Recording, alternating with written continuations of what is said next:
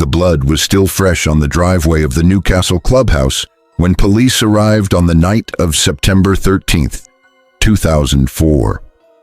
Two men were writhing in pain, their kneecaps destroyed by bullets.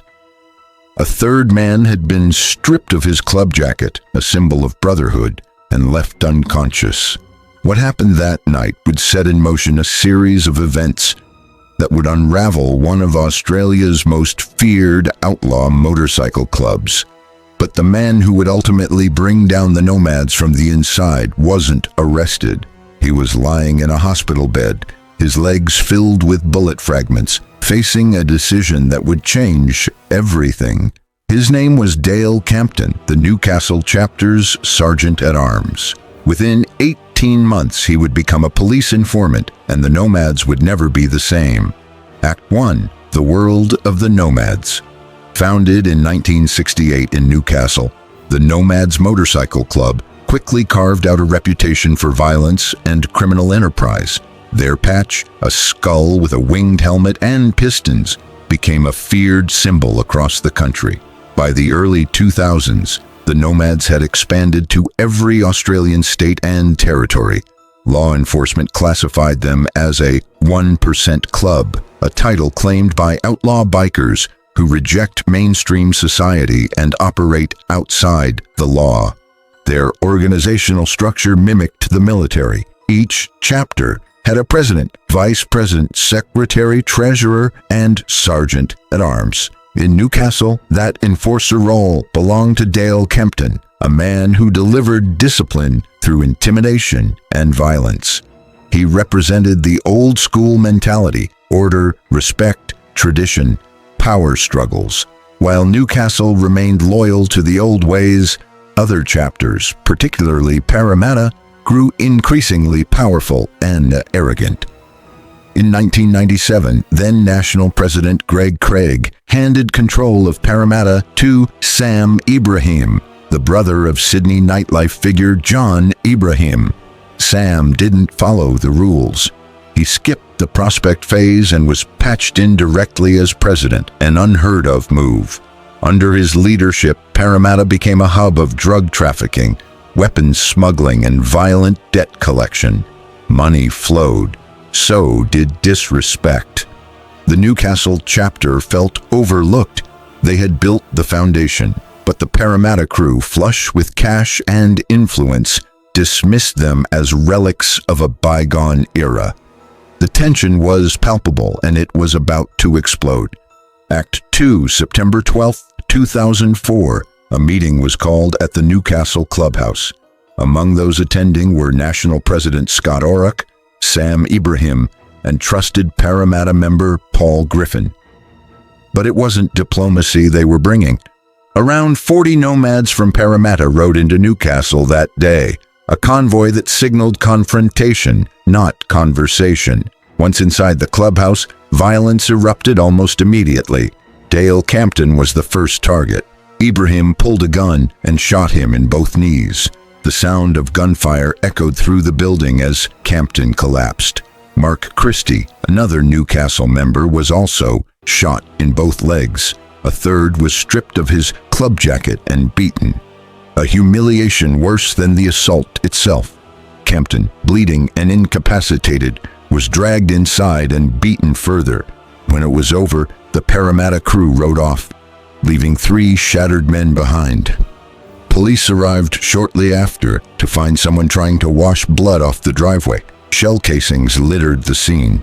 The area resembled a battlefield. When questioned in the hospital, Campton said nothing. The code was clear. You don't talk to the police. But as he lay there, shattered physically and emotionally, something shifted. Act 3. The decision to talk. For 18 months, Dale Campton stayed silent. Multiple surgeries followed, and he walked with a limp that reminded him of the betrayal every day. But the club didn't stand by him. No one was punished. No justice was served. In May 2006, he made a decision that would rock the club to its core. He picked up the phone and called the police, not to plea for a deal, but to reveal the truth. He detailed the events of that night.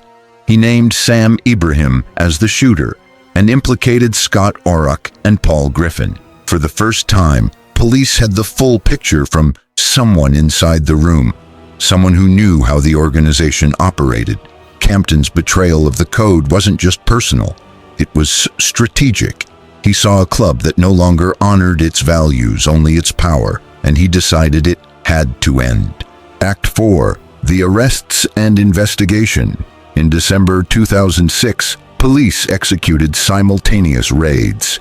Sam Ibrahim was arrested at his Parramatta home, where police found a cache of weapons, ammunition, and even a sword concealed in a walking stick. Scott Orrock and Paul Griffin were also taken into custody. Evidence included crime scene photos, hospital records, and Campton's detailed testimony. The case was strong, but it came with risks. Informants in outlaw motorcycle clubs often face death. In one chilling incident, a man in the courtroom was caught filming Campton during his testimony. Clear intimidation. Act 5. The Trial. In 2008, the trial began. Campton took the stand and described the attack in full.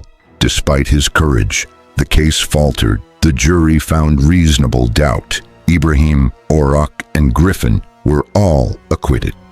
The verdict was a blow to law enforcement. It showed that breaking through the outlaw biker culture, no matter the evidence, remained a formidable task. Act 6. The Aftermath and Legacy.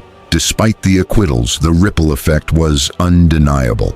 The Parramatta chapter was disbanded, and several former members went on to form Notorious, a new criminal organization. Campton's testimony helped police map the Nomads' internal structure. It laid the groundwork for Strikeforce Raptor, a specialized unit formed in 2009 to target organized motorcycle crime.